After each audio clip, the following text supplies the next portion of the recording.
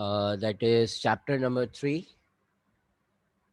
uh, force and motion.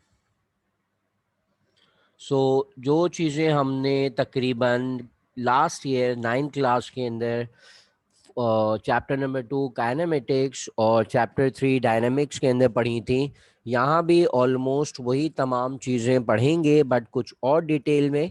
और साथ साथ यहाँ जो एडिशनल चीज़ जो हम पढ़ेंगे, जो हमने लास्ट ईयर जो है वो 9th क्लास के अंदर नहीं पढ़ी थी, वो थी प्रोजेक्टाइल मोशन, जिसे हम मोशन इन 2 डायमेंशंस भी कहते हैं।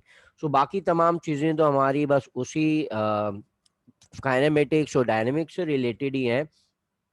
सो इस चैप्टर के बिल्कुल स्टार्ट के अंदर जो मेन इंपॉर्टेंट बातें लिखी हुई हैं कि हमें फोर्स और मोशन को स्टडी करना क्यों ज़रूरी है।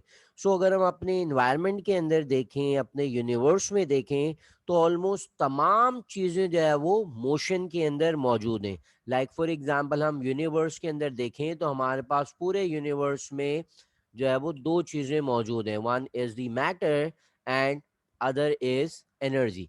तमाम चीज़ों को हम कैटेगराइज कर सकते हैं एज मैटर एंड एनर्जी। और मैटर को हमें पता है कि matter is compose of tiny particles that are known as atom. और मैटर हमें पता है कि 3 स्टेट्स के अंदर एग्जिस्ट करता है, सॉलिड, लिक्विड और गैस के अंदर। और इन सॉलिड, लिक्विड और गैस तीनों स्टेट, और जो नेक्स्ट स्टेट है प्लाज्मा, इन तीनों स्टेट के अंदर गैस जो मैटर के अंदर पार्टिकल्स मौजूद होते हैं उसे हम एटम कहते हैं। और किसी भी स्टेट के अंदर एटम स्टैटिक नहीं होता। तमाम स्टेट, चाहे वो सॉलिड हो, लिक्विड हो या गैस हो, तमाम स्टेट के अंदर जो पार्टिकल्स हैं या जो एटम्स हैं वो किसी ना किसी मोशन के अंदर मौजूद होते हैं। लाइक सॉलिड के अंदर we know that particles are in vibratory motion, और लिक्विड के अंदर भी पार्टिकल्स वाइब्रेटरी मोशन पोजेस करते हैं, और साथ साथ वो फ्लो भी कर रहे होते हैं, एक दूसरे के ऊपर स्लाइड भी करते हैं। जबकि गैसेस के अंदर मॉलिक्यूल जो है वो रैंडम मोशन को पोजेस करते हैं।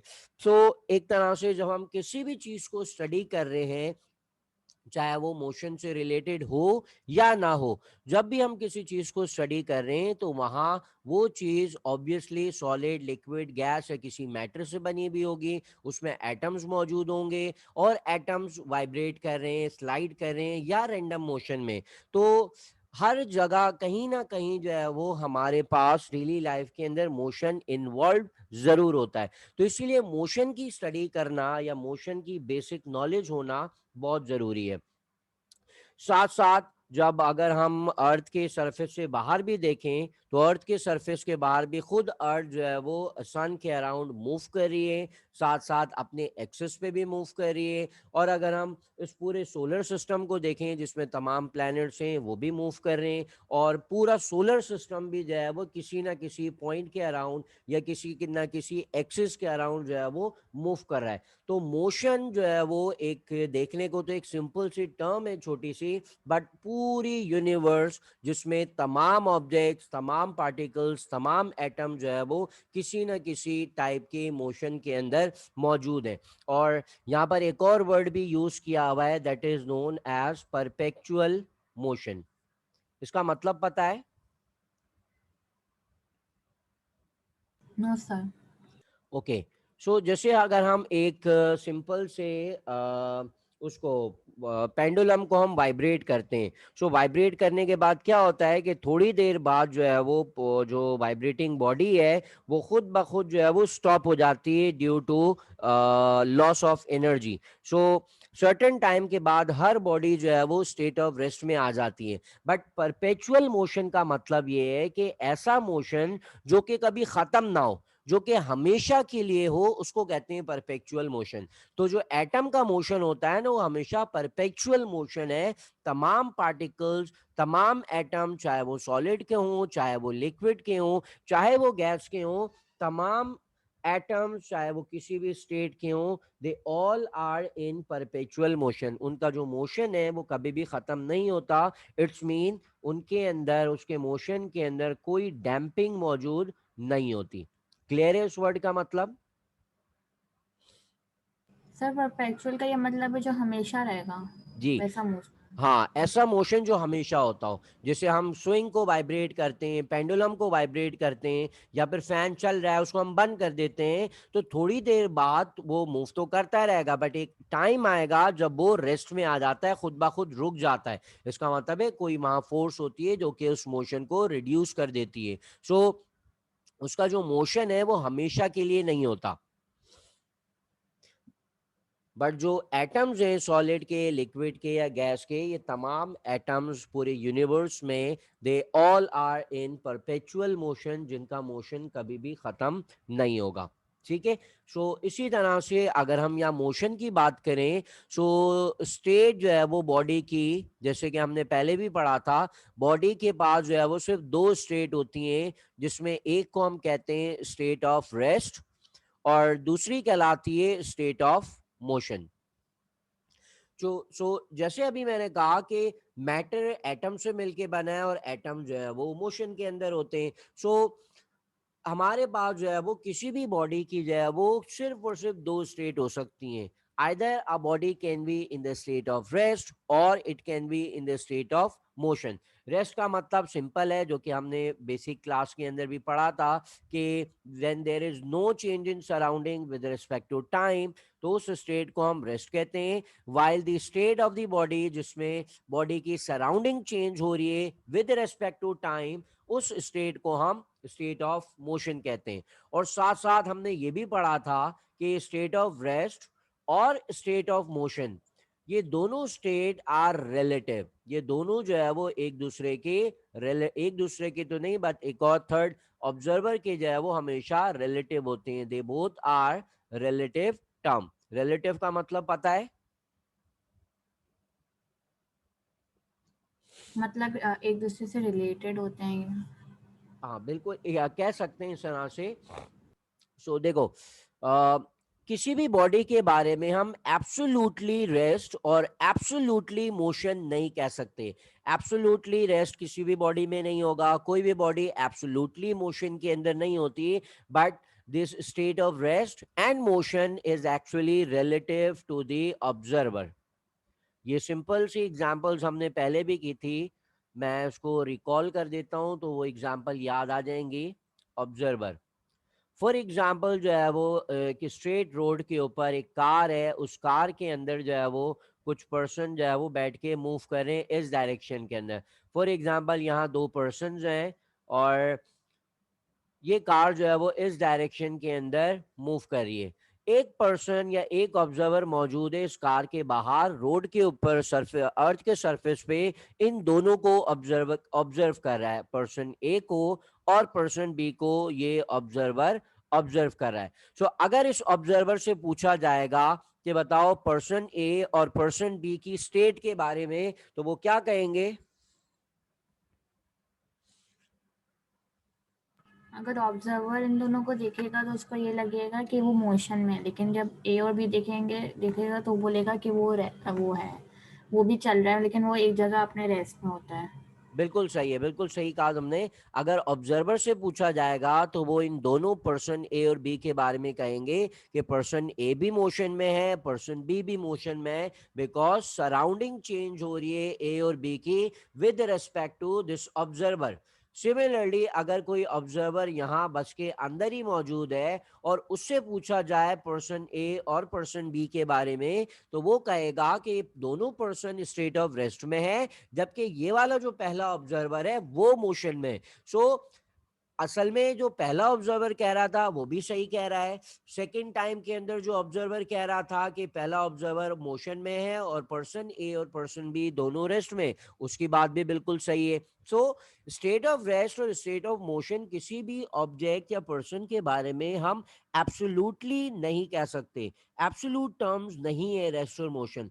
ये दोनों डिपेंड करती है ऑब्जर्वर के ऊपर कि ऑब्जर्वर किस तरह से ऑब्जर्व कर रहा है, ऑब्जर्वर कहाँ से ऑब्जर्व कर रहा है।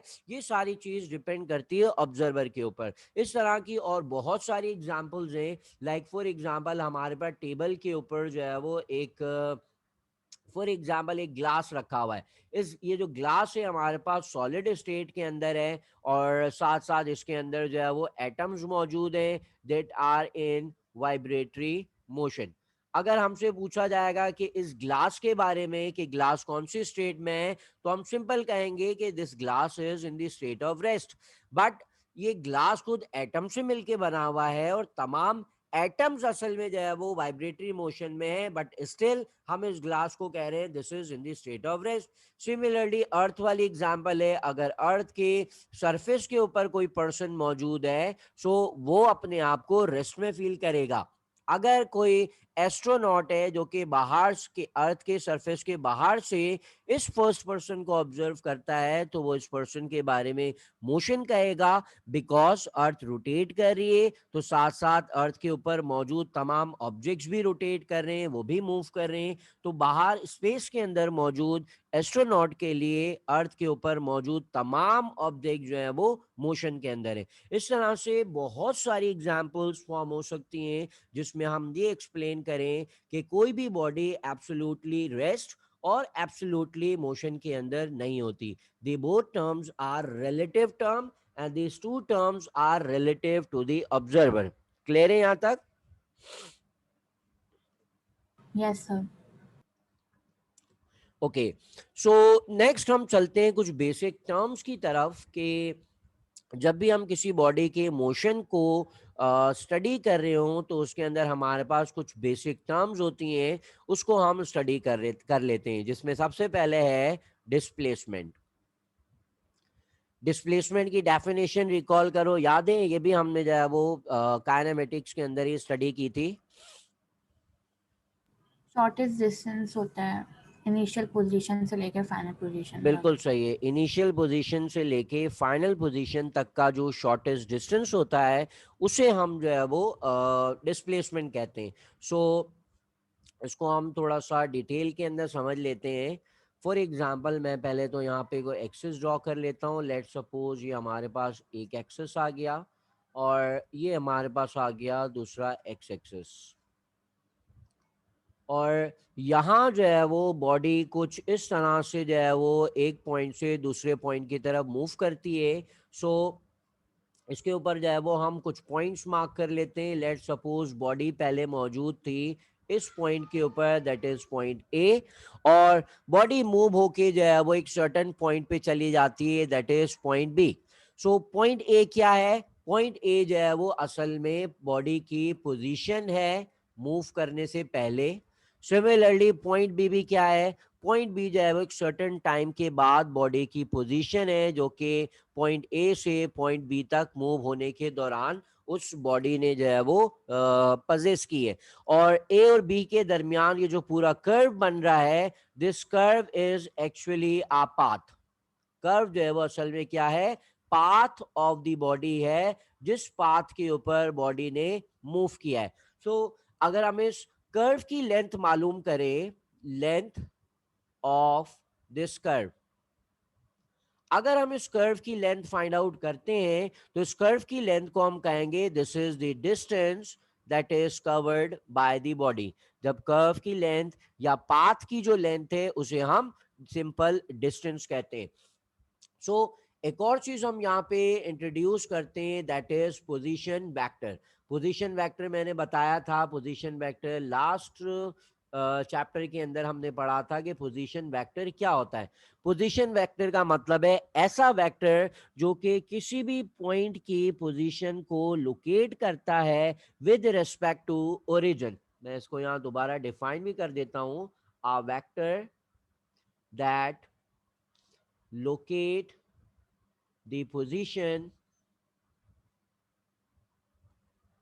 with respect to origin। तो यहां असल में हमारे पास दो पोजीशंस हैं, तो हमारे पास दो पोजीशन वेक्टर्स भी फॉर्म हो सकते हैं। So this is the origin, origin से लेके इस पॉइंट ए तक, तो ये हमारा एक पोजीशन वेक्टर हो गया। सिमिलरली एक और पोजीशन वेक्टर जो कि ओरिजिन से लेके इस पॉइंट बी तक हो सकता है, that is the position vector of point B. So ये हमारे पास दो पोजीशन वेक्टर आ गए। सो हम इसको नाम दे देते हैं, let's suppose this is position vector R1 और इस वेक्टर को हम नाम दे देते हैं पोजीशन वेक्टर R2। सो ये दो पोजीशन वेक्टर बेसिकली क्या कर रहे हैं, ये दो पोजीशन वेक्टर हमें पॉइंट ए की पोजीशन और पॉइंट बी की पोजीशन डिस्क्राइब कर रहे हैं इन टू डायमेंशनल स्पेस। सो जैसे कि हमने कहा कि डिस्प्लेसमेंट असल में क्या होती है, displacement is the shortest distance, displacement is shortest और साथ साथ स्ट्रेट, ये डिस्प्लेसमेंट हमेशा स्ट्रेट डायरेक्शन में होती है। डिस्प्लेसमेंट इज द शॉर्टेस्ट और straight length between two points. So अगर मैं पॉइंट ए से पॉइंट बी के दरमियान जो शॉर्टेस्ट डिस्टेंस है उसको लोकेट करूं विद अ वेक्टर, तो हमारे पास कुछ इस तरह से आ जाएगा, that is the displacement of this body from point A to point B. और इस वेक्टर को हम रिजल्टेंट वेक्टर कह सकते हैं R2 माइनस R1 का। वही हम जो हेड टू टेल रूल होता है हमारा, उस रूल के अकॉर्डिंग अगर हम उसको सॉल्व भी करें R2 माइनस R1 करके, तो हमारे पास ये जो ग्रीन कलर के अंदर मैंने बनाया है जिसका मैग्नीट्यूड बराबर है R2 minus R1, so this R2 minus R1 is actually the displacement of the body from point A to point B.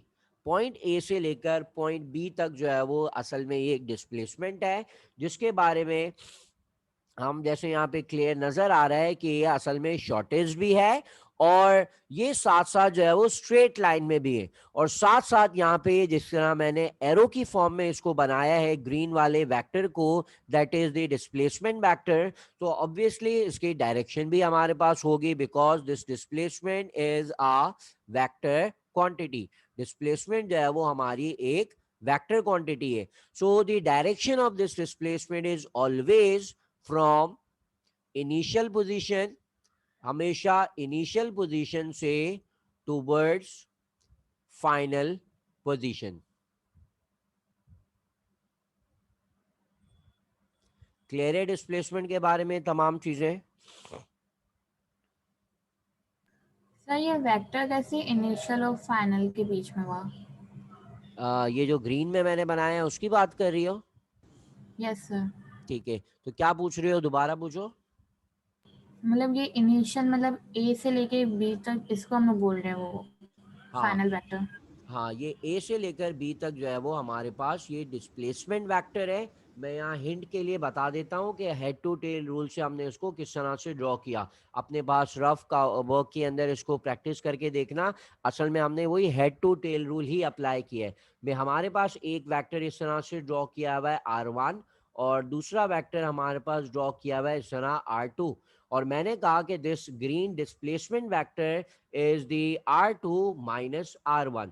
सो हम इस तरह से अगर करें R2 प्लस माइनस और नेगेटिव ऑफ R1, जब हम इसको ऐड करेंगे ना उसी तरह हेड टू टेल रूल की मदद से vector representation, graphical representation of a vector की मदद से, तो हमारे पास जो रिजल्ट आएगा ना वो यही डिस्प्लेसमेंट वेक्टर आएगा जिस डायरेक्शन में मैंने ड्रॉ किया है। तो हेड टू टेल रूल की मदद से जो है वो चाहो तो इसको सॉल्व करके देखना।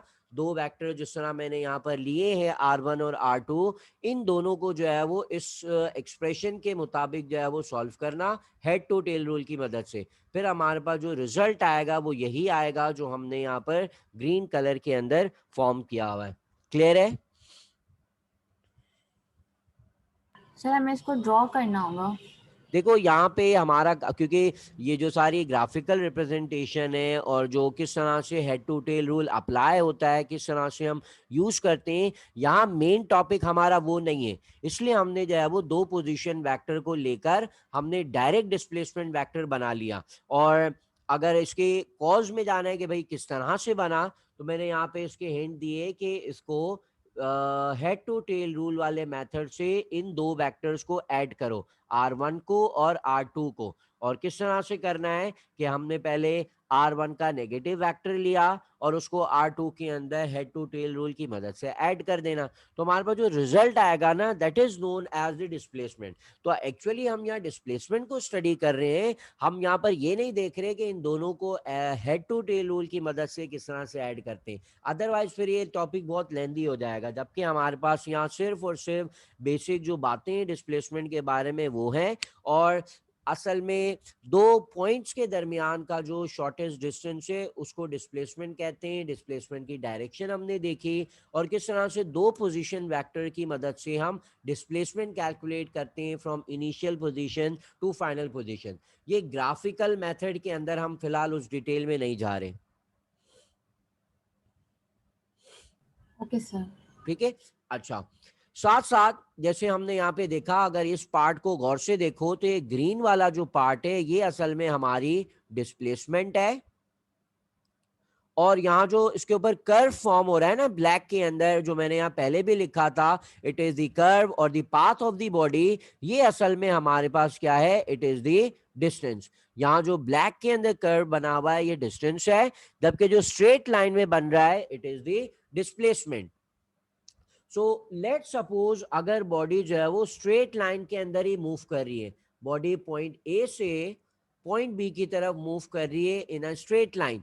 सो अगर हम लेंथ को देखें या पाथ को देखें तो पाथ भी हमारे पास यही फॉर्म होगा, और अगर हम जो है वो डिस्प्लेसमेंट को मार्क करें, that is from initial position to final position, तो वो भी हमारे पास बिल्कुल सेम ही आएगी। तो इसका मतलब ये हुआ कि डिस्टेंस, कि हमारी जो डिस्टेंस है और डिस्प्लेसमेंट, ये दोनों हमारे पास बराबर आएंगे अगर if body is moving in a straight line. Body अगर जो है वो स्ट्रेट लाइन के अंदर मूव कर रही है तो बॉडी की डिस्प्लेसमेंट और बॉडी का जो डिस्टेंस है वो हमेशा बराबर होता है या सेम होता है, moving in a straight line. यहां तक बात समझ आ गई? Yes sir. ओके, सो एक और लास्ट चीज जो सिंपल डेफिनेशन है जो हमारे पास बुक में भी गिवन है, the distance is the change in position of the body from sorry displacement is the change in the position of the body from its initial position to the final position. तो displacement असल में जो है वो सिर्फ depend करती है positions के ऊपर, इनिशियल पोजीशन और फाइनल पोजीशन के ऊपर। आप पिछली वाली डायग्राम में ही देखते हैं, फॉर एग्जाम्पल यहाँ पर अगर मैं पॉइंट बी को थोड़ा और पीछे ले आऊं तो मेरा जो डिस्प्लेसमेंट वेक्टर है वो और छोटा हो जाएगा। इसी तरह से अगर मैं पॉइंट बी को करीब लाते लाते पॉइंट ए के ऊपर ही कोइंसाइड कर दूं, तब इसका मतलब ये होगा कि बॉडी की इनिशियल पोजीशन और फाइनल पोजीशन बिल्कुल सेम है। तो यहां मैं उसको एक और चीज ड्रॉ करके दिखा देता हूं। लेट सपोज हमारे पास उसी तरह के दो एक्सिस हैं, और बॉडी का जो पाथ है वो कुछ इस तरह से कि बॉडी ने इस पॉइंट ए से स्टार्ट किया और बॉडी इस तरह से मूव करती है और मूव करके वापस आ जाती है पॉइंट बी के ऊपर, और पॉइंट ए और पॉइंट बी दोनों जो है वो एक दूसरे के साथ कोइंसाइड कर रहे हैं। तो अगर मैं पहला पोजीशन वेक्टर बनाऊं जो पोजीशन ए का था, तो वो कुछ इस तरह से बनेगा। इसी तरह से अगर मैं दूसरा पोजीशन वेक्टर बनाऊंगा तो मेरा दूसरा पोजीशन वेक्टर भी बिल्कुल सेम बनेगा, दिस इज R1, और R2 भी हमारा बिल्कुल उसी तरह से बनेगा। इस अपनी प्रीवियस डायग्राम में देखो, ये हमारा R1 था position vector of initial position, और ये R2 था position vector of final position. तो जब बॉडी मूव होके उसी पोजीशन पे वापस आ गई है जहां से उसने स्टार्ट लिया था, तो अब R1 और R2 दोनों सेम बन रहे हैं। इसका मतलब ये हुआ कि जब मैं R2 और R1 को माइनस करूंगा, that is equal to R displacement, तो हमारे पास आंसर क्या आएगा? No displacement. हमारे पास आंसर आएगा नल वेक्टर, और नल वेक्टर मींस ऐसा वेक्टर जिसका मैग्नीट्यूड 0 हो एंड हैज नो डायरेक्शन। तो इसका मतलब ये हुआ कि अगर बॉडी की इनिशियल पोजीशन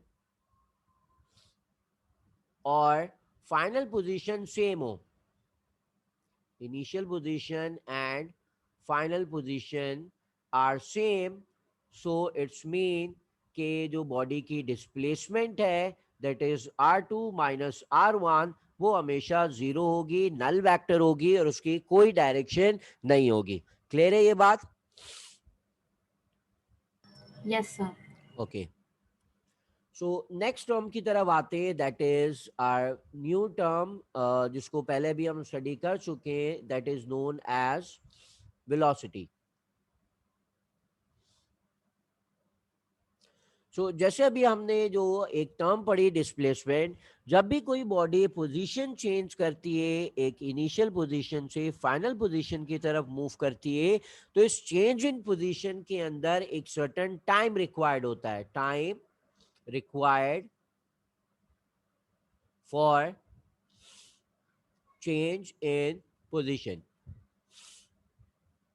जब भी कोई बॉडी एक पोजीशन से दूसरी पोजीशन की तरफ मूव करेगी, तो इस चेंज इन पोजीशन से बॉडी को एक सर्टेन टाइम रिक्वायर्ड होगा, और उस टाइम के पास होने से, टाइम के चेंज होने से बॉडी की पोजीशन भी चेंज होगी। सो अगर हम जो है वो स्टडी करते हैं that displacement covered by the body with respect to time, अगर हम टाइम के रेस्पेक्ट से बॉडी की डिस्प्लेसमेंट को स्टडी करते हैं कि सर्टेन अमाउंट ऑफ टाइम में बॉडी ने कितना डिस्प्लेस किया है from its initial position, so this term is known as velocity. इस डिस्प्लेसमेंट और टाइम के रेशियो को हम वेलोसिटी कहते हैं। क्लियर है ये? Yes sir. ओके, सो ये तो हमारी बेसिक डेफिनेशन थी जो कि हमने स्कूल फिजिक्स के अंदर पढ़ी थी। सो यहाँ जिस वेलोसिटी की बात हो रही है ना, वो सिंपल ये डिस्प्लेसमेंट ओवर टाइम थी। अब लेट सपोज बॉडी की जो वेलोसिटी है वो टाइम के साथ साथ कंटिन्यूसली चेंज हो रही है। लाइक फॉर एग्जांपल ये हमारे पास यहाँ टाइम है और यहाँ हमारे पास वेलोसिटी मौजूद है इन मीटर पर सेकेंड। सो अगर बॉडी की वेलोसिटी कंटिन्यूसली चेंज हो रही है, लाइक फॉर एग्जांपल इस तरह से बॉडी के अंदर वेलोसिटी है कि टाइम के साथ साथ कंटिन्यूसली चेंज आ रहा है बॉडी की वेलोसिटी में, और लेट सपोज यहाँ पर टाइम 0 है और यहाँ पर टाइम हो रहा है एक्चुअली 10 सेकेंड्स। सो अगर हम इस बॉडी के इस टोटल टाइम के डिफरेंट पार्ट्स कर दें, like this is 5 seconds, this is 9, 8, 7, 6, इस तरह से स्मॉल पार्ट्स कर दे, तो हर स्मॉल पार्ट के अंदर बॉडी की जो वेलोसिटी है वो चेंज हो रही है, जैसे कि सिंपल से ग्राफ के अंदर हमें नजर आ रहा है, हर टाइम इंटरवल में बॉडी की वेलोसिटी में चेंज आ रहा है। तो जब हम इस होल जर्नी की वेलोसिटी की बात करेंगे, velocity of this whole journey से मुराद ये कि पूरे मोशन के दौरान जो इसकी वेलोसिटी है, अब हम उस वेलोसिटी को जस्ट वेलोसिटी नहीं कहेंगे, हम उसे कहेंगे average velocity. Average velocity that is equal to displacement over time, because कि यहां बॉडी की वेलोसिटी कांस्टेंट नहीं है, कांस्टेंट डिस्प्लेसमेंट नहीं हो रही, हर टाइम इंटरवल में डिस्प्लेसमेंट डिफरेंट है, जिसकी वजह से बॉडी की वेलोसिटी भी चेंज आ रही है। सो पूरे मोशन में बॉडी की वेलोसिटी सेम नहीं थी बल्कि चेंज हो रही थी। तो जब हम पूरी जर्नी की बात करेंगे, पूरे मोशन की बात करेंगे बॉडी की वेलोसिटी की, तो उस केस के अंदर हम वर्ड यूज करेंगे एवरेज वेलोसिटी, बिकॉज बॉडी की जो वेलोसिटी है वो एब्रप्टली चेंज हो रही है, उसके अंदर कोई यूनिफॉर्मिटी या कोई कांस्टेंट वेलोसिटी नहीं है। लाइक फॉर एग्जांपल हमारे पास डिस्टेंस टाइम ग्राफ इस तरह से हो जिसमें बॉडी की वेलोसिटी ये है, जिससे को हम कांस्टेंट वेलोसिटी कहते हैं। सो यहां हम जो है वो बॉडी की वेलोसिटी को जस्ट वेलोसिटी कह सकते हैं, एवरेज वेलोसिटी कहना यहाँ पे जरूरी नहीं है, because through out the motion पूरे जर्नी या मोशन के दौरान बॉडी की जो वेलोसिटी है वो सेम है, वो कांस्टेंट है, चेंज नहीं आ रहा, तो यहाँ हम जस्ट वेलोसिटी कह सकते हैं। जबकि ऊपर जो मैंने बात की थी जिसमें पूरे मोशन के दौरान बॉडी की वेलोसिटी चेंज हो रही है, और इस चेंज इन वेलोसिटी के अंदर जो है वो हम जब पूरे मोशन की वेलोसिटी की बात करेंगे तो वहां हम टर्म यूज करेंगे एवरेज वेलोसिटी। क्लियर है ये? सर वेलोसिटी का जो ग्राफ है वहाँ पे डिस्टेंस ओवर टाइम का ग्राफ बनेगा या फिर v ओवर s का वो बनेगा ग्राफ? देखो ग्राफ, इस वेलोसिटी टाइम ग्राफ से भी हम वेलोसिटी को स्टडी कर सकते हैं, और डिस्टेंस टाइम ग्राफ जो होता है उससे भी हम जो है वो स्टडी कर सकते हैं। दोनों से जो है वो वेलोसिटी के बारे में इंफॉर्मेशन हमें मिलती है। जैसे इस ग्राफ के अंदर भी हमें पता चल रहा है कि बॉडी की जो वेलोसिटी है वो चेंज हो रही है with respect to time, constant नहीं है। बिल्कुल इसी तरह से अगर हम डिस्प्लेसमेंट और टाइम के दरमियान ग्राफ बनाते हैं तो यहाँ से इस तरह का ग्राफ बनता है, तो इसका मतलब होता है कांस्टेंट वेलोसिटी। और कांस्टेंट वेलोसिटी मीन अब इस मोशन के अंदर हम एवरेज वेलोसिटी की बात नहीं करेंगे, बिकॉज वेलोसिटी कांस्टेंट है थ्रू आउट द मोशन। अगर हमारे पास यहाँ ग्राफ कुछ इस तरह से फॉर्म होता है, लाइक इस तरह का कर्व फॉर्म हो, या फिर डिस्टेंस टाइम के अंदर हमारे पास इस तरह का ग्राफ बन रहा हो, तो इन दोनों के अंदर जो है वेलोसिटी वो चेंज हो रही है। तो अगर हम पूरे मोशन की वेलोसिटी की बात करेंगे, velocity is changing। तो इन ग्राफ के अंदर ये जो मैंने यहाँ दो बनाए हुए हैं और एक यहाँ जो बनाया हुआ है, ये दो डिस्टेंस टाइम के ग्राफ हैं और ये वेलोसिटी टाइम ग्राफ है। इन तीनों ग्राफ का मतलब सेम है कि यहाँ वेलोसिटी जो है वो कांस्टेंट नहीं है बल्कि चेंज हो रही है टाइम के साथ साथ। जबकि ये वाला ग्राफ और जो यहाँ मैंने बनाया है ग्राफ, इन दोनों ग्राफ का मतलब सेम है। यहाँ भी मतलब है वेलोसिटी कांस्टेंट है, यहाँ भी मतलब है कि वेलोसिटी कांस्टेंट है। The difference is this is distance time graph और ये हमारे पास वेलोसिटी टाइम ग्राफ है। सो ये तमाम बातों के अंदर जो एक पॉइंट में एक्सप्लेन कर रहा था वो ये कि हम एवरेज वेलोसिटी की बात कब करते हैं।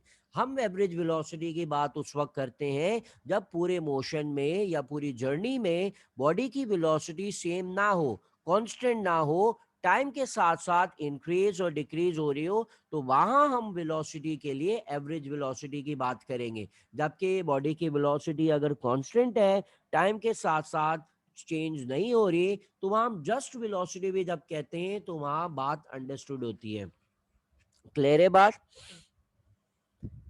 तो सर मतलब डिस्टेंस टाइम ग्राफ में हम इसको फिर बोलते हैं कांस्टेंट है, लेकिन वेलोसिटी टाइम ग्राफ में एक स्ट्रेट लाइन कांस्टेंट होता है। हाँ, ये ग्राफिकल एनालिसिस ऑफ मोशन के अंदर भी हमने जो है वो स्टडी किया था कि इस ग्राफ का मतलब स्ट्रेट लाइन का मतलब कांस्टेंट वेलोसिटी, और यहाँ जो स्ट्रेट लाइन बनी हुई है बट ये टिल्टेड स्ट्रेट लाइन है, इसका मतलब होता है कांस्टेंट वेलोसिटी। सो दोनों का ग्राफ का जो मतलब है, ग्राफ का जो एनालिसिस है वो सेम है, बट रिप्रेजेंटेशन डिफरेंट है। This is distance time and this is velocity time.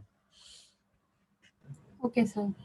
ठीक है। सो जैसे कि अभी मैंने बात की एवरेज वेलोसिटी की, सो वो बॉडी का मोशन जिसमें बॉडी की वेलोसिटी टाइम के साथ साथ कंटिन्यूसली चेंज हो रही हो, तो उस केस के अंदर फिर अगर हम पूरे जर्नी की वेलोसिटी की बात करेंगे तो वहां हमारे पास जो है वो एवरेज वेलोसिटी आ जाएगी, because through out the motion velocity constant नहीं थी। सो फॉर एग्जांपल ये हमारे पास टाइम और डिस्टेंस वेलोसिटी लेट्स टाइम और डिस्टेंस के दरमियान लेट्स सपोज ग्राफ है, और टाइम के साथ साथ कंटिन्यूसली जो है वो चेंज आ रहा है। हम डिस्टेंस के बजाय वो वेलोसिटी टाइम ले लेते हैं। सो टाइम के साथ साथ अगर हम देखें तो वेलोसिटी जो है वो कंटिन्यूसली चेंज हो रही है। इस पॉइंट के ऊपर हमारे पास वेलोसिटी की वैल्यू ये है, इस पॉइंट के ऊपर वेलोसिटी की वैल्यू चेंज हो गई। फिर अगर हम इस पॉइंट के ऊपर देखें तो वेलोसिटी की वैल्यू अगेन चेंज। तो इसका मतलब है at every instant, at every instant velocity is changing. Her instant के ऊपर, हर टाइम इंटरवल के ऊपर जो वेलोसिटी है वो चेंज हो रही है। इस तरह की वेलोसिटी में या इस तरह के मोशन के अंदर जब हमें वेलोसिटी को स्टडी करना होता है तो वहां पर हम जो है वो फिर एवरेज वेलोसिटी की बात नहीं करते, वहां फिर हम बात करते हैं इंस्टेंटेनियस वेलोसिटी। सो अगर हम स्टार्ट पॉइंट ए और एंडिंग पॉइंट बी, इस पूरे के दौरान जो वेलोसिटी थी उसका हम एवरेज ले लेंगे, so this will be known as average velocity. But अगर हमें एक स्पेसिफिक टाइम के ऊपर वेलोसिटी फाइंड आउट करनी है, लाइक यहां से लेके यहां तक जो पूरा टाइम था, इस दौरान कंटिन्यूसली चेंज हो रही है बॉडी की वेलोसिटी। सो अगर हम इस टाइम इंटरवल को छोटा करते जाए, लेट सपोज मैंने इस टाइम को छोटे छोटे पार्ट्स के अंदर डिवाइड कर दिया, इतना छोटे पार्ट के अंदर डिवाइड किया कि हर इंटरवल को मैं नाम दे रहा हूं डेल्टा टी का। ये एक छोटा टाइम यहां से लेके यहां तक डेल्टा टी, फिर यहां से लेके यहां तक अगेन डेल्टा टी। तो मैंने इस पोर्शन ऑफ डेल्टा टी को इतना स्मॉल कर दिया कि जो टाइम लिमिट है, limit delta T approaches to zero, time equal to zero नहीं है, बल्कि मैंने यहाँ इंटरवल इतने छोटे कर दिए हैं कि it is approximately reaching zero. So जब हम इस टाइम इंटरवल को बहुत छोटा कर देंगे, लाइक फॉर एग्जांपल मैं इसको ले लेता हूं, ये हमारे पास एक पोजीशन आ गई बॉडी की, यहाँ बॉडी की वेलोसिटी, और एक पोजीशन मेरे पास आ गई, ये पोजीशन बॉडी की। तो इन दो पॉइंट्स के दरमियान अगर हम देखें, सो इन दोनों पॉइंट्स के अंदर जो लाइन है वो एग्जैक्टली स्ट्रेट नहीं है, अभी भी थोड़ा बहुत इस यहाँ पे देखो कर्व फॉर्म हो रहा है। अगर मैं इस टाइम को और स्मॉल कर दूं, और इतना स्मॉल कर दूं कि इन दोनों टाइम इंटरवल के दरमियान अब जो लाइन फॉर्म हो रही है ना, ये अब ये स्ट्रेट हो जाएगी। सो इसका मतलब है कि अब बॉडी की जो वेलोसिटी है स्मॉल टाइम के अंदर वो कांस्टेंट हो गई। सो ऐसे केस के अंदर, बिकॉज फिर डिस्टेंस भी छोटा होता जाएगा, क्योंकि टाइम को मैं स्मॉल करता जा रहा हूं तो डिस्टेंस भी छोटा होता जाएगा। So this change in displacement with respect to change in time such that the time limit approaches to zero, so this is known as velocity, और इस velocity को हम कहते हैं instantaneous velocity। क्लियर है ये?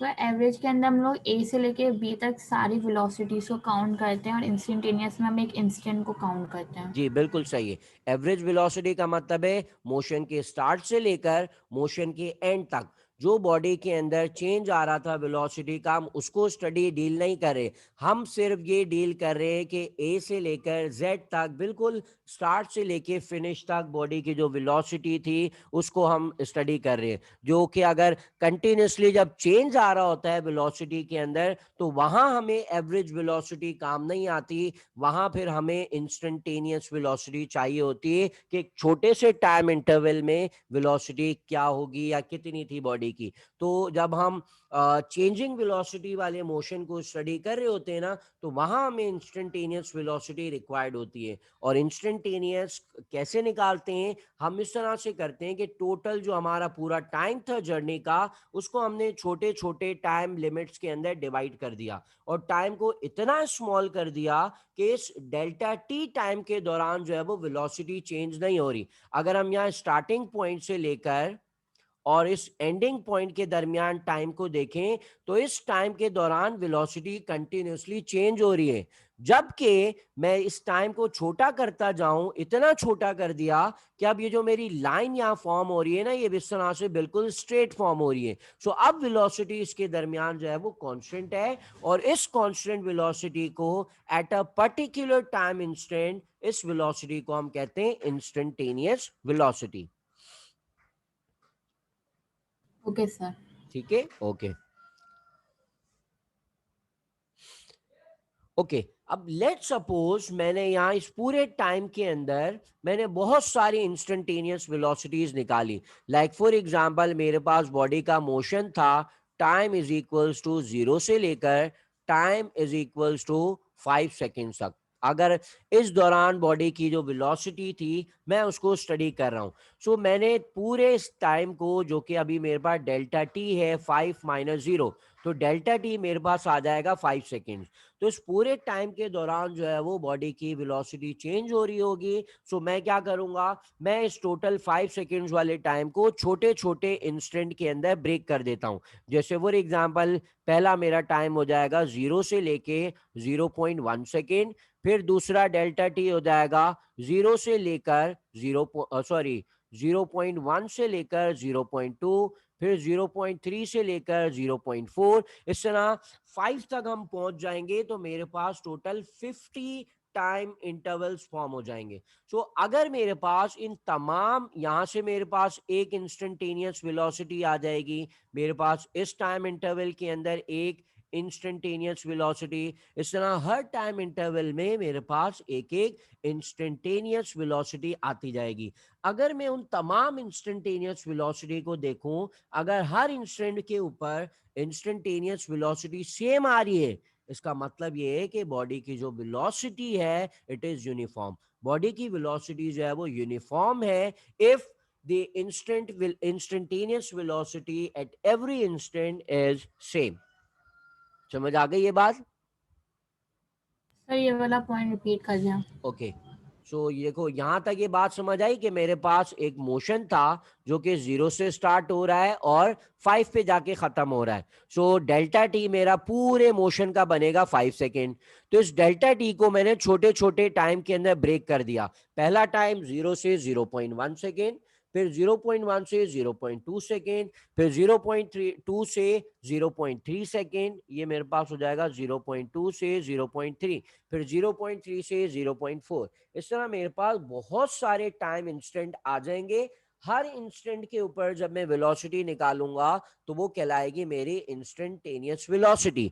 सो पूरे मोशन में if all the instantaneous velocities are same, so इसका मतलब ये है कि बॉडी की जो वेलोसिटी है, बॉडी वेलोसिटी इज यूनिफॉर्म। अब समझ आई बात? मतलब हर एक इंस्टेंट में अगर सारी वेलोसिटीज़ का जो आ रहा है, इंस्टेंटेनियस वेलोसिटी आ रहा है, वो अगर सेम है, तो मतलब ये पूरा मोशन जितना है वो यूनिफॉर्म हुआ।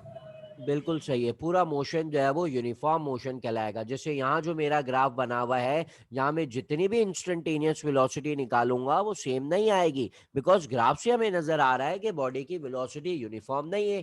तो यहाँ हर इंस्टेंट के ऊपर अलग अलग वैल्यूज आएगी। अगर लेट सपोज मैं इस ग्राफ की इंस्टेंटेनियस वेलोसिटी निकालता हूँ, ये मेरे पास एक ग्राफ है, यहाँ लेट सपोज मैंने इस पूरे टाइम को, डेल्टा टी को 100 पार्ट्स के अंदर डिवाइड कर दिया। 100 पार्ट का मतलब है अब मेरे पास 100 इंस्टेंटेनियस वेलोसिटी आएगी और तमाम इंस्टेंटेनियस वेलोसिटी जो है वो एक दूसरे के बिल्कुल इक्वल होगी। Okay sir. ठीक है, ओके। सो यहाँ तक हमारी बात हो गई कांस्टेंट या यूनिफॉर्म वेलोसिटी की। और जैसे कि ग्राफ शो कर रहा है कि यहाँ वेलोसिटीज हर इंस्टेंट के ऊपर चेंज हो रही है। सो जब हम वेलोसिटी के चेंज को स्टडी करते हैं तो इस चेंज ऑफ स्टडी को, चेंज इन वेलोसिटी को स्टडी करने के लिए हमारे पास एक और न्यू टर्म होती है जिसे हम कहते हैं एक्सेलरेशन। सो एक्सेलरेशन का जो सिंपल मीनिंग है, जो कि हमने अपनी प्रीवियस क्लास के अंदर भी स्टडी किया था, that acceleration means the change in velocity, change in velocity with respect to time.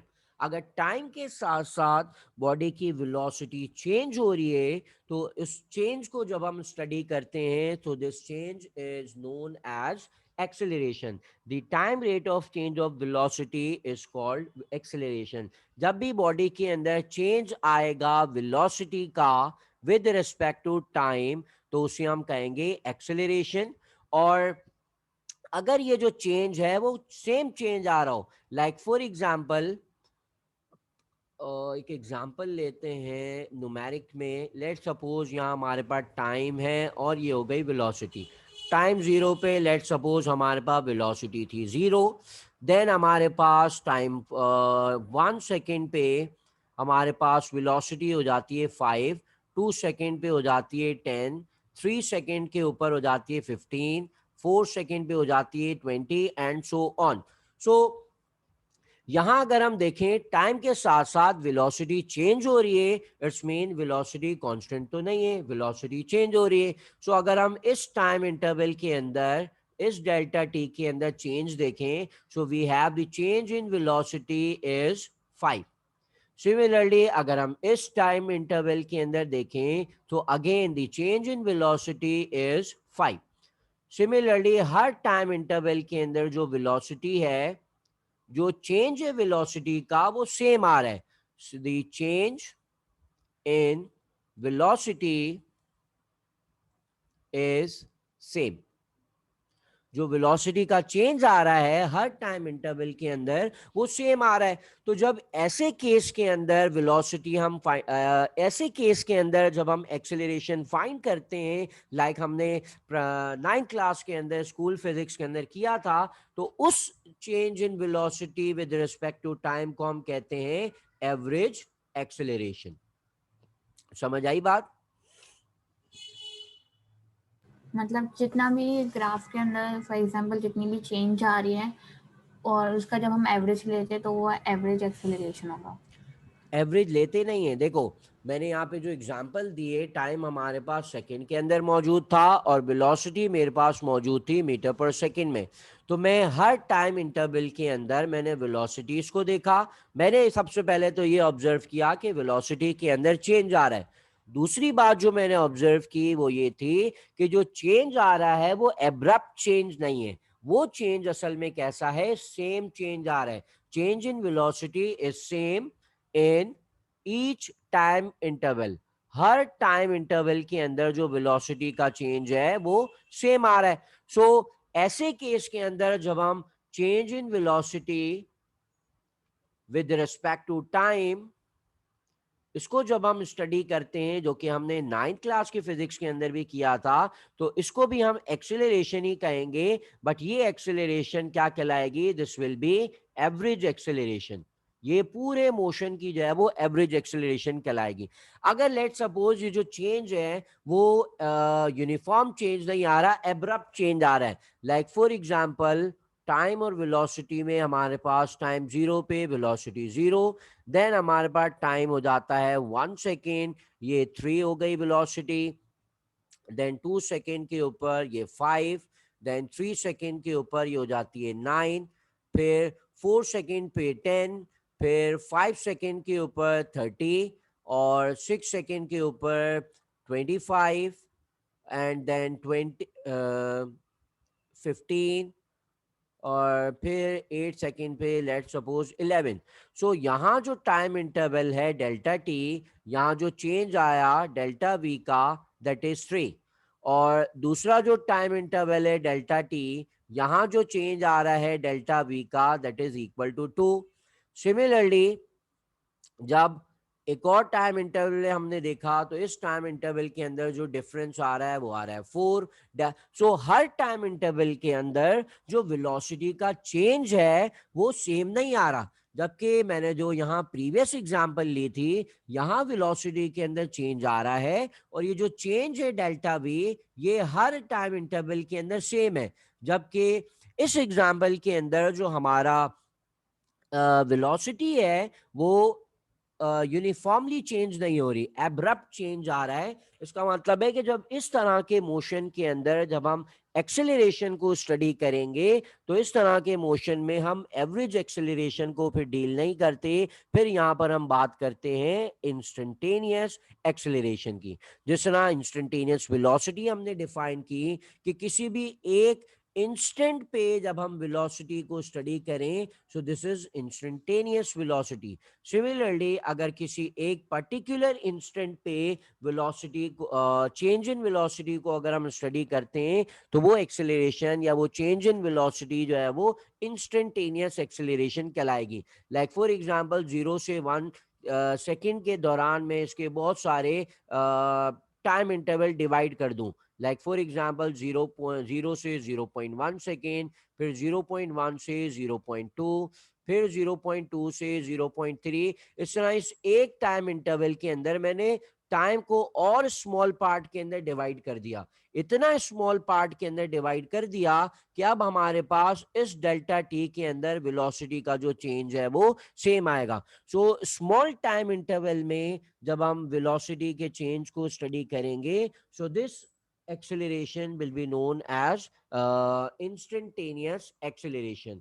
और इंस्टेंटेनियस एक्सेलरेशन के लिए हमारे पास फॉर्मूला हो जाएगा delta change in velocity with respect to change in time such that the time limit approaches delta T approaches to zero. जिसका मतलब ये है कि टाइम जो है वो हमने इतना स्मॉल कर दिया है कि उसकी जो वैल्यू है it is near to the zero. और इंस्टेंटेनियस वेलोसिटी को हम उस वक्त स्टडी करते हैं, उस वक्त डील करते हैं जब बॉडी की जो एक्सेलरेशन है वो कांस्टेंट नहीं हो, बॉडी की एक्सेलरेशन भी चेंज हो रही हो। और ये उस वक्त होता है जब बॉडी की वेलोसिटी यूनिफॉर्म नहीं होती। बॉडी की वेलोसिटी अगर एब्रप्टली चेंज हो रही है तो हर इंस्टेंट पे बॉडी की एक्सेलरेशन भी डिफरेंट होती है। क्लियर है अब? सर ये जो time interval approaches to zero का क्या मतलब हुआ? देखो जैसे यहाँ पे टाइम जो है वो 1 से लेके 8 सेकंड तक था। इस पूरे मोशन के अंदर अगर हम एक्सेलरेशन निकालेंगे तो फिर यहाँ हम जो है वो एवरेज एक्सेलरेशन ही निकाल पाएंगे, एवरेज एक्सेलरेशन की बात करेंगे। बिकॉज हर इंस्टेंट के ऊपर जो बॉडी की एक्सेलरेशन है वो सेम नहीं है, क्योंकि जो चेंज आ रहा है वेलोसिटी का वो सेम नहीं है। बिकॉज एक्सेलरेशन कांस्टेंट उस वक्त होती है जब बॉडी के अंदर जो चेंज इन वेलोसिटी है वो सेम हो। तो मैंने क्या किया, मेरे पास जो टाइम था उस टाइम को मैंने छोटे छोटे पार्ट्स के अंदर डिवाइड कर दिया। 1 से लेकर 8 तक या 0 से 8 तक जो मेरा टाइम है उसको मैंने स्मॉल स्मॉल टाइम में डिवाइड कर दिया। कि पहला टाइम हमारा 0 से 0.1, फिर 0.1 से 0.2, स्मॉल स्मॉल पार्ट्स के अंदर डिवाइड कर दिया। तो उसका मतलब है जो मेरा टाइम की वैल्यू है, ये जो डेल्टा टी है, इसकी वैल्यू जो है वो अप्रोच कर रही है अप्रोच टू जीरो। वैल्यू हमारी जो है वो जीरो को अप्रोच कर रही है, जीरो के करीब करीब जा रही है। क्लियर है? जी सर, फिर जब हम इंस्टेंट लेते हैं तो फिर जब ग्राफ फिर इसका फिर हर एक मोशन फिर यूनिफॉर्म कैसे हो जाता है, जैसे आपने पीछे वो स्टेटमेंट लिखवाया था? ठीक है, मैं अजान हो जाए उसके बाद फिर इसका जवाब देता हूँ। ओके, सो यहाँ तक जो मैंने बात बताई इंस्टेंटेनियस वेलोसिटी की, अगर हम किसी एक पर्टिकुलर इंस्टेंट पे एक्सेलरेशन निकालते हैं सच दैट कि टाइम जो डेल्टा टी है, चेंज इन वेलोसिटी है, वो इतना स्मॉल हो जाए डेल्टा टी कि वो टाइम जो है वो जीरो के करीब करीब हो, तो उस इंस्टेंट पे जब हम एक्सेलरेशन निकालते हैं तो उस एक्सेलरेशन को हम इंस्टेंटेनियस एक्सेलरेशन कहते हैं। और जो तुमने पूछा कि ग्राफ के ऊपर हम किस तरह रिप्रेजेंट करते हैं, तो एक्सेलरेशन के बारे में बस एक दो चीजें और बता देता हूँ, उसके बाद फिर हमारा नेक्स्ट टॉपिक जो है वो यही था कि वेलोसिटी टाइम ग्राफ में हम किस तरह से एक्सेलरेशन और डिस्टेंस को फाइंड आउट करते हैं। ठीक है?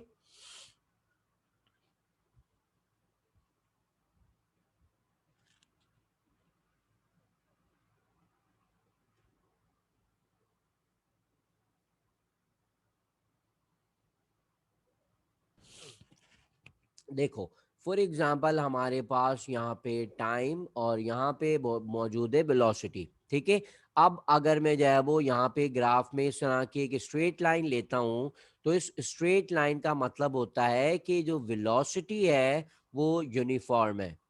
यूनिफॉर्म वेलोसिटी, यूनिफॉर्म वेलोसिटी का मतलब है कि अगर इस टाइम को मैं इक्वल पार्ट्स के अंदर डिवाइड करूं, सो यहां से लेके यहां तक जो एक डेल्टा टी है, इस टाइम के अंदर भी वेलोसिटी चेंज हो रही है। तो ये जो दूसरा मेरा टाइम इंटरवल है, इस टाइम इंटरवल के अंदर भी मेरी वेलोसिटी में चेंज आ रहा है, यहां से लेकर यहां तक। इस तरह हर टाइम इंटरवल के अंदर जो मेरी वेलोसिटी है उसके अंदर चेंज आ रहा है। तो यहां मैंने ये देखा कि हर टाइम इंटरवल में there is a change in velocity. हर टाइम इंटरवल डेल्टा टी में हमारे पास चेंज इन वेलोसिटी हो रही है। दूसरी बात जो मैंने ऑब्जर्व की इस ग्राफ में वो ये कि हर टाइम डेल्टा टी के अंदर जो चेंज है, change in velocity is same. जो चेंज आ रहा है वेलोसिटी का वो सेम आ रहा है। लाइक फॉर एग्जांपल पहले चेंज डेल्टा टी में यहां से लेकर यहां तक वेलोसिटी इंक्रीज हुई, फिर दूसरे टाइम इंटरवल में यहां से लेकर यहां तक वेलोसिटी इंक्रीज हुई। इस तरह से एक यूनिफॉर्म वे के अंदर वेलोसिटी इंक्रीज हो रही है, और हर टाइम डेल्टा टी में जो चेंज आ रहा है वेलोसिटी का वो सेम आ रहा है। तो इट्स मीन कि यहां बॉडी के अंदर जो एक्सेलरेशन है it is constant. Body, okay I think कुछ प्रॉब्लम है। ओके, सो यहाँ जो वेलोसिटी के अंदर चेंज आ रहा है, चेंज आ रहा है वो कांस्टेंट है, या हम कहेंगे कि बॉडी की जो एक्सेलरेशन है वो यहाँ पर कांस्टेंट है। लाइक सो इस एग्जांपल या इस ग्राफ के अंदर जब मैं हर इंस्टेंट के ऊपर वेलोसिटी निकालूंगा, ये जो ग्राफ मैंने यहाँ पे ड्रॉ किया हुआ है, like for example delta T के अंदर मैंने एक instantaneous velocity calculate, sorry instantaneous acceleration calculate की, इंस्टेंटेनियस एक्सेलरेशन। इस तरह से जो हमारे पास दूसरा टाइम इंटरवल था उसके अंदर भी मैंने इंस्टेंटेनियस एक्सेलरेशन कैलकुलेट की। इस तरह मेरे पास जितनी भी इंस्टेंटेनियस एक्सेलरेशन आएंगी वो तमाम इंस्टेंटेनियस एक्सेलरेशन यहाँ पर सेम आएगी। और वो क्यों सेम आएगी? बिकॉज बॉडी की जो वेलोसिटी है उसके अंदर जो चेंज आ रहा है वो हर टाइम इंटरवल के अंदर सेम चेंज आ रहा है। जब सेम चेंज आ रहा हो तो इसका मतलब है बॉडी की वेलोसिटी यूनिफॉर्म है, और जब बॉडी की वेलोसिटी यूनिफॉर्म है तो एक्सेलरेशन बॉडी की कांस्टेंट कहलाएगी। तो इसका मतलब हर इंस्टेंट पे मैं एक्सेलरेशन कैलकुलेट करूंगा तो मेरी तमाम एक्सेलरेशन जो है वो बिल्कुल सेम आएगी। तो इसी बात को मैं यहाँ पे लिख भी देता हूं कि अगर बॉडी के पास जो है वो यूनिफॉर्म वेलोसिटी है, बॉडी की velocity is uniform, then each instantaneous acceleration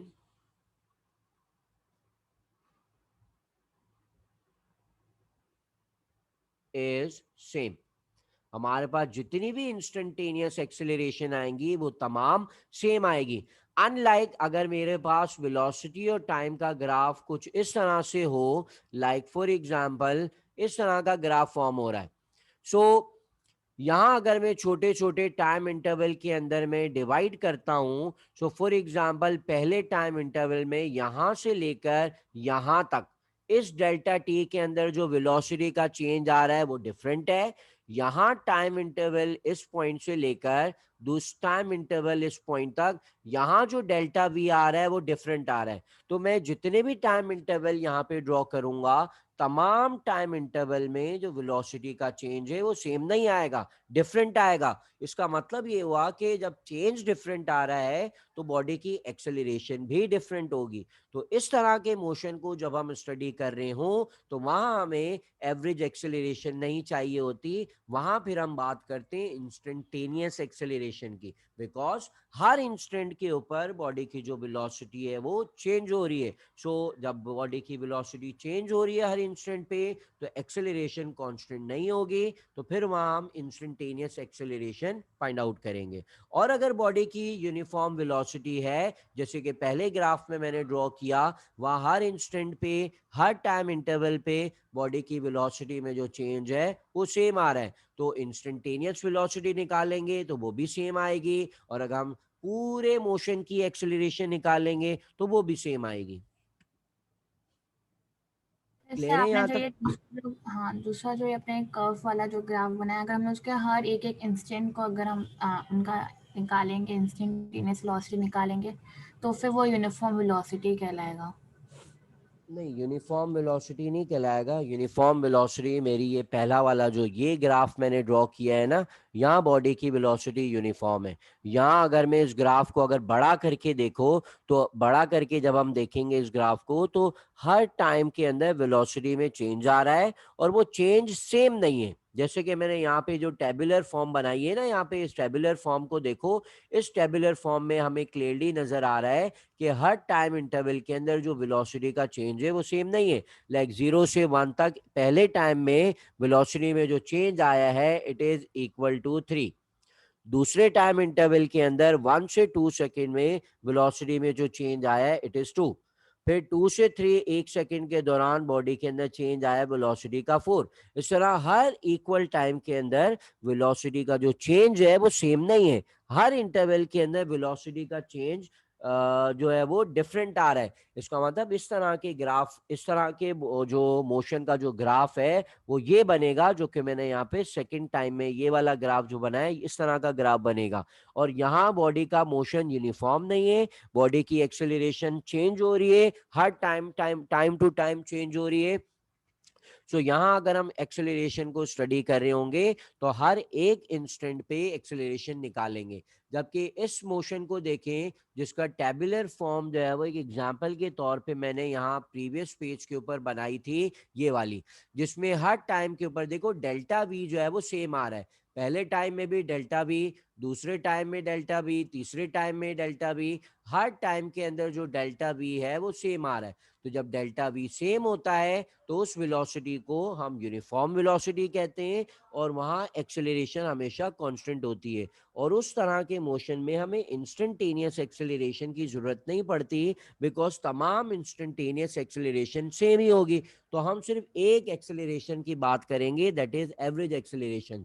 जबकि जो मेरे यहाँ दूसरा टेबुलर फॉर्म है, यहाँ हर इंस्टेंट पे एक्सेलरेशन चेंज हो रही है, तो यहाँ हम एवरेज एक्सेलरेशन की बात नहीं करेंगे। यहाँ जब भी हम एक्सेलरेशन को स्टडी कर रहे होंगे तो वो एक्सेलरेशन मेरी जो है वो इंस्टेंटेनियस एक्सेलरेशन कहलाएगी। तो हम लोग आपने जो ये स्टेटमेंट लिखा है ये उसके लिए होगा, यूनिफॉर्म वेलोसिटी वाले ग्राफ के लिए होगा। जी बिल्कुल उसी के लिए लिखा हुआ है, ये जो स्ट्रेट लाइन वाला ग्राफ बना हुआ है वो। और जो मेरी जो यहाँ टेबुलर फॉर्म बनी हुई है ये जो मैंने स्टेटमेंट लिखी है वो इस टेबुलर फॉर्म और स्ट्रेट लाइन वाले ग्राफ के बारे में लिखी है कि अगर बॉडी की वेलोसिटी यूनिफॉर्म है तो यूनिफॉर्म वेलोसिटी का मतलब ये भी होता है कि change in velocity is same. जब बॉडी की यूनिफॉर्म वेलोसिटी हो तो डेल्टा भी सेम आता है। जब डेल्टा भी सेम आता है तो इसका मतलब एक्सेलरेशन सेम आती है।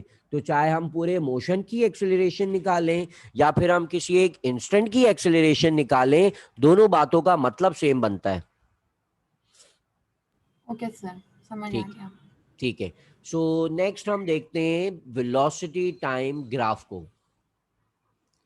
वेलोसिटी टाइम ग्राफ जिसमें हमने कुछ बेसिक टाइप के शेप्स पढ़े थे कि किस टाइम किस तरह का ग्राफ फॉर्म हो तो उस ग्राफ का जो है वो क्या मतलब होता है। और वेलोसिटी टाइम ग्राफ या फिर वीटी ग्राफ जिसको हम कहते हैं, उस ग्राफ के अंदर हम क्या क्या चीज़ें कैलकुलेट कर सकते हैं। सो दिस वीटी ग्राफ का मतलब ये होता है कि हमारे पास एक्स एक्सिस पे टाइम मौजूद हो और वाई एक्सिस पे वेलोसिटी मौजूद हो। और इस ग्राफ में, इस तरह के वीटी ग्राफ के अंदर हमारे पास जो ग्राफ फॉर्म हो रहा हो वो कुछ इस तरह से फॉर्म हो रहा हो, और इसको हम कह सकते हैं कि दिस इज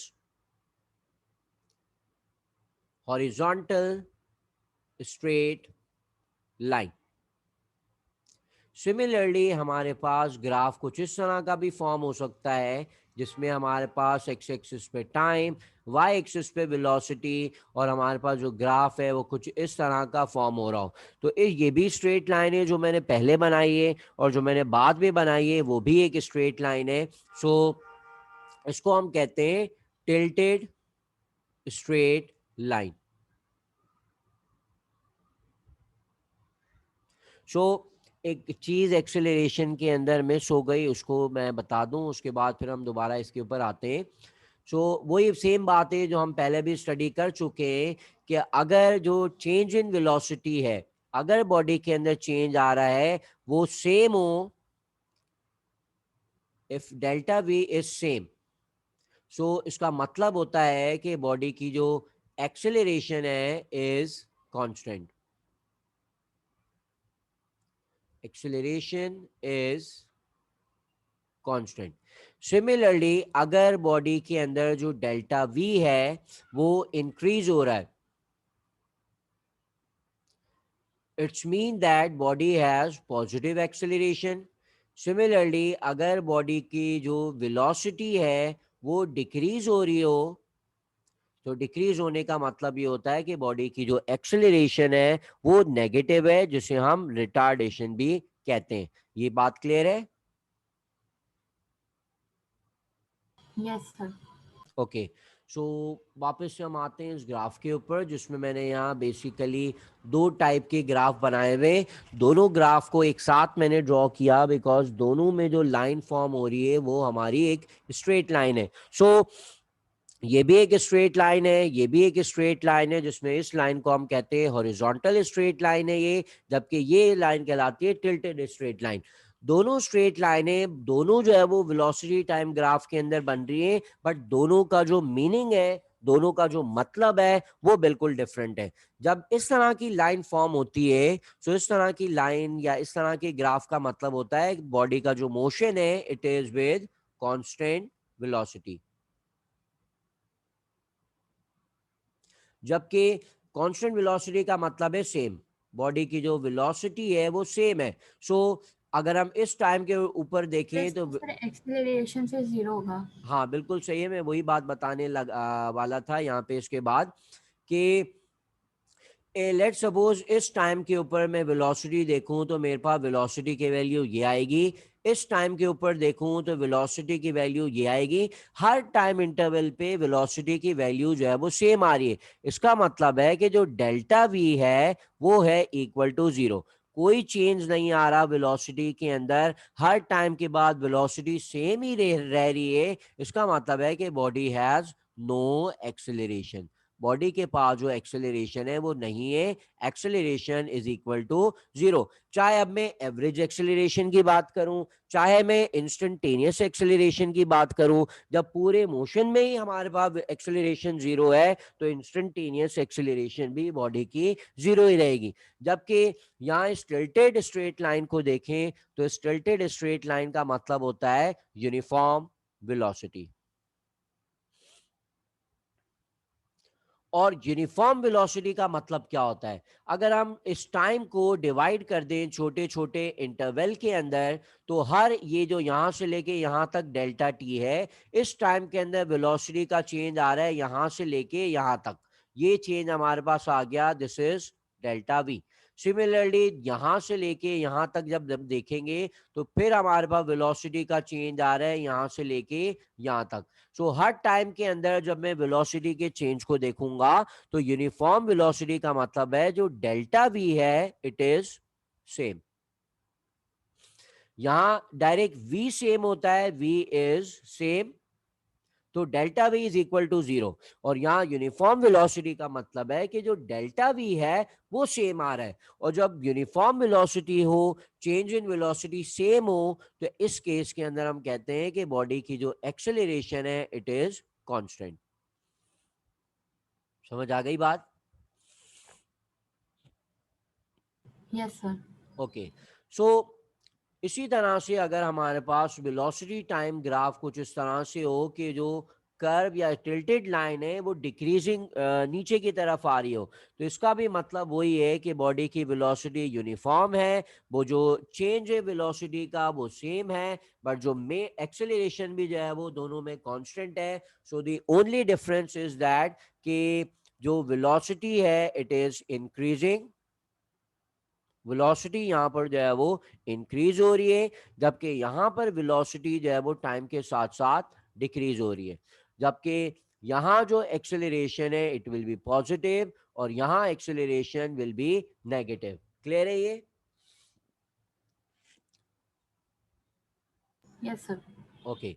इसी तरह से लास्ट टाइप का ग्राफ जिसके अंदर हमारे पास वेलोसिटी यूनिफॉर्म ना हो, लाइक फॉर एग्जांपल हमारे पास एक. ग्राफ में ना जब दोनों जो इंक्रीजिंग और डिक्रीजिंग में सारे जो पॉइंट्स है जैसे यूनिफॉर्म वेलोसिटी और एक्सेलरेशन जो कांस्टेंट है वो सब सेम होगा, सिवाय वेलोसिटी डिक्रीज हो रही है वहां पे और वहां इंक्रीज हो रही है, वो पॉजिटिव है, ये नेगेटिव है। बिल्कुल सही है। दोनों के अंदर जो ये जो नीचे मैंने बात लिखी है ना वो कॉमन बात है दोनों की। यहाँ जो ऊपर मैंने लिखी है ना ये डिफरेंस है। दोनों के अंदर वेलोसिटी यूनिफॉर्म है। वेलोसिटी यूनिफॉर्म का मतलब है जब मैं टाइम को छोटे छोटे पार्ट्स के अंदर डिवाइड करके डेल्टा वी देखूंगा तो सारे टाइम के जो डेल्टा वी आएंगे वो सेम आएंगे। सो सिर्फ फर्क ये होगा कि यहाँ वेलोसिटी बढ़ रही है, यहाँ वेलोसिटी कम हो रही है। यहाँ एक्सेलरेशन पॉजिटिव है और यहाँ एक्सेलरेशन नेगेटिव है। ऊपर मैंने दोनों के डिफरेंस लिखे और नीचे कॉमन बात लिखी है। Okay sir. ठीक है। सो एक और टाइप का ग्राफ हो अगर मेरे पास वेलोसिटी और टाइम के दरमियान। सो फॉर एग्जांपल इस तरह का कर्व फॉर्म हो रहा है। और एक और इसी मीनिंग से रिलेटेड जो है वो ग्राफ हो लाइक वेलोसिटी टाइम ग्राफ जिसमें कर्व जो है वो इस तरह का फॉर्म हो रहा है। सो इन दोनों ग्राफ का जो मतलब है ये दोनों से मतलब ये निकलता है कि इन दोनों ग्राफ के अंदर बॉडी की जो वेलोसिटी है it is non uniform. Non uniform का मतलब वही बनता है जो कि मैंने पीछे बताया। यूनिफॉर्म वेलोसिटी का मैंने मतलब बताया था कि जो डेल्टा वी है वो सेम होगा। बट नॉन यूनिफॉर्म का मतलब है कि जो चेंज इन वेलोसिटी है is not same. Delta we कभी कम होगा कभी ज्यादा होगा। तो इस तरह से डेल्टा वी जो है वो सेम नहीं आएगा। जब डेल्टा वी सेम नहीं है तो इसका मतलब है एक्सेलरेशन इज नॉट कांस्टेंट। पीछे मैंने कहा था कि यहां भी एक्सेलरेशन कांस्टेंट यहां भी एक्सेलरेशन कांस्टेंट। तो इसका मतलब है मैं इस पूरे ग्राफ में बॉडी की एक्सेलरेशन किसी भी पॉइंट के ऊपर निकाल लूं तमाम पॉइंट्स के ऊपर एक्सेलरेशन सेम है। तमाम इंस्टेंटेनियस एक्सेलरेशन सेम है। तो इसलिए हमने कहा कि बॉडी की जो एक्सेलरेशन है वो पूरे मोशन के दौरान कांस्टेंट है। जबकि यहां अगर हम देखें तो यूनिफॉर्म वेलोसिटी नहीं है। जब यूनिफॉर्म वेलोसिटी नहीं होगी तो बॉडी की एक्सेलरेशन भी कांस्टेंट नहीं होती। जब एक्सेलरेशन कांस्टेंट नहीं है तो इसका मतलब ये हुआ कि फॉर एग्जांपल मैंने टाइम को यहाँ स्मॉल पार्ट्स के अंदर डिवाइड कर दिया। ये हमारे पास हो गया एक डेल्टा टी, ये हमारे पास हो गया एक डेल्टा टी। इस तरह डिफरेंट डेल्टा टी के अंदर मैंने डिवाइड कर दिया। तो हर डेल्टा टी के अंदर मेरे पास जो बॉडी की एक्सेलरेशन है वो सेम नहीं आएगी। हर इंस्टेंट पे बॉडी की एक्सेलरेशन चेंज हो रही है। तो जब इस तरह के मोशन को हम स्टडी कर रहे होंगे तो इस तरह के मोशन में फिर हम एवरेज एक्सेलरेशन की बात नहीं करेंगे। यहां फिर अगेन हमारे पास वही एक्सेलरेशन आ जाएगी दैट इज इंस्टेंटेनियस एक्सेलरेशन। पीछे वाले ग्राफ को देखें तो पीछे वाले ग्राफ के इन दोनों ग्राफ के अंदर एक्सेलरेशन किसी एक पॉइंट पे निकालूं या पूरे मोशन की निकालूं बात एक ही है because acceleration is constant. Acceleration change नहीं हो रही। जबकि इन दो ग्राफ के अंदर एक्सेलरेशन चेंज हो रही है। अगर इस तरह के ग्राफ में हमसे पूछा जाता है कि बताओ बॉडी की एक्सेलरेशन कितनी है तो इसका मतलब है कि वहां हमें यह भी बताना पड़ेगा कि हम किस टाइम इंटरवल की बात कर रहे हैं, किस टाइम इंटरवल पे एक्सेलरेशन पूछी जा रही है। जबकि प्रीवियस ग्राफ के अंदर हमें टाइम इंस्टेंट बताने की जरूरत नहीं है कि इस टाइम पे बॉडी की एक्सेलरेशन निकालो क्योंकि पूरे मोशन में ही एक्सेलरेशन सेम है। चाहे शुरू के टाइम में हम कैलकुलेट करें लास्ट के टाइम में कैलकुलेट करें बात एक ही है बिकॉज सेम आएगी एक्सेलरेशन। जबकि यहां जब हमें एक्सेलरेशन फाइंड आउट करनी है हमसे पूछी जाती है बॉडी की एक्सेलरेशन तो यहाँ हमें वो क्वेश्चन में ये भी बताना जरूरी होगा बिकॉज कि किस टाइम पे एक्सेलरेशन निकालनी है। फॉर एग्जांपल मुझे इस टाइम पे एक्सेलरेशन निकालनी है यहाँ कुछ और आएगी। बॉडी के इस टाइम पे एक्सेलरेशन निकालनी है एक्सेलरेशन कुछ और आएगी। इस तरह से हर टाइम पे हर पॉइंट पे बॉडी की एक्सेलरेशन जो है वो डिफरेंट आएगी। सो जब हम इस ग्राफ की एक्सेलरेशन निकालेंगे जिस तरह का कर्व मैंने यहाँ बनाया हुआ है तो यहाँ बॉडी की जो एक्सेलरेशन है इट इज पॉजिटिव। और जबकि यहाँ इस ग्राफ की बात करें तो यहाँ बॉडी की जो एक्सेलरेशन है वो नेगेटिव होगी। और मैं दोबारा रिकॉल कर दूं कि यहाँ मैं एवरेज एक्सेलरेशन की बात नहीं कर रहा। यहाँ हम बात करें इंस्टेंटेनियस एक्सेलरेशन की बिकॉज यहाँ पूरे मोशन के अंदर एक्सेलरेशन कांस्टेंट नहीं है। हर इंस्टेंट के ऊपर चेंज हो रही है। इसलिए हम जब भी यहाँ बात करेंगे एक्सेलरेशन की इस तरह के मोशन में तो वो इंस्टेंटेनियस एक्सेलरेशन होगी। समझ आ गई बात? Yes sir. ओके। सो एक बस लास्ट चीज एक और देखते हैं, उसके बाद फिर हम ओवर करते हैं क्लास को, कि अगर हमारे पास वेलोसिटी टाइम ग्राफ है तो उस वेलोसिटी टाइम ग्राफ से हम क्या चीज कैलकुलेट कर सकते हैं। अभी जो मैंने डिफरेंट फॉर्म ऑफ ग्राफ बना के जो चीजें बताई, लाइक फॉर एग्जांपल ये ग्राफ बताया, ग्राफ की लाइन को देखकर, ग्राफ के शेप को देखकर या ग्राफ के कर्व को देख के हम उसे क्या क्या मतलब निकाल सकते हैं। लाइक हॉरिजॉन्टल स्ट्रेट लाइन का मतलब है constant velocity, acceleration zero. Tilted straight line चाहे इंक्रीज हो डिक्रीज हो तो उसका मतलब है uniform velocity and acceleration is constant. तो और अगर कर्व फॉर्म हो रहा हो, लाइक इस तरह का कर्व बन रहा है, तो यहाँ मतलब होता है non uniform velocity, acceleration is not constant. So अभी तक जो हमने यहाँ तक काम किया, ग्राफ को देख के स्टडी किया, वो कहलाता है analysis of velocity time graph, जिसमें हमने कोई चीज कैलकुलेट नहीं की, बल्कि जस्ट वेलोसिटी टाइम ग्राफ को हमने रीड किया या स्टडी किया है। इसको हम कहते हैं एनालिसिस। बॉडी के मोशन के बारे में जस्ट बताया है कि बॉडी का मोशन किस टाइप का है, किस तरह का है। अब हम बात कर रहे हैं कि वेलोसिटी टाइम ग्राफ में से हम क्या चीज कैलकुलेट कर सकते हैं। सो वेलोसिटी टाइम ग्राफ से एक्चुअली हम दो चीजें कैलकुलेट कर सकते हैं, चाहे ग्राफ किसी भी तरह का हो, जो अभी हमने पीछे डिफरेंट शेप्स ऑफ ग्राफ पढ़े। तो वेलोसिटी टाइम ग्राफ में से एक तो चीज जो हम कैलकुलेट कर सकते हैं, it is the distance covered by the body. Similarly दूसरी चीज जो हम वेलोसिटी टाइम ग्राफ में से कैलकुलेट कर सकते हैं, दैट इज द एक्सेलरेशन। ये दो चीजें हैं जो कि वेलोसिटी टाइम ग्राफ में से कैलकुलेट की जा सकती है। अगर हमें वेलोसिटी टाइम ग्राफ में से डिस्टेंस को कैलकुलेट करना है तो हम हमेशा area under the curve calculate कर लेते हैं, area under the curve. So the area under the curve of velocity time graph is equal to distance. Similarly, अगर हमें velocity time graph में से acceleration calculate करनी हो तो we calculate the slope or gradient of the graph. ये चीज हम कैलकुलेट कर लेते हैं ग्राफ में से, तो उसके बाद हमारे पास एक्सेलरेशन आ जाती है। सो यहां तक क्लियर है? Yes sir.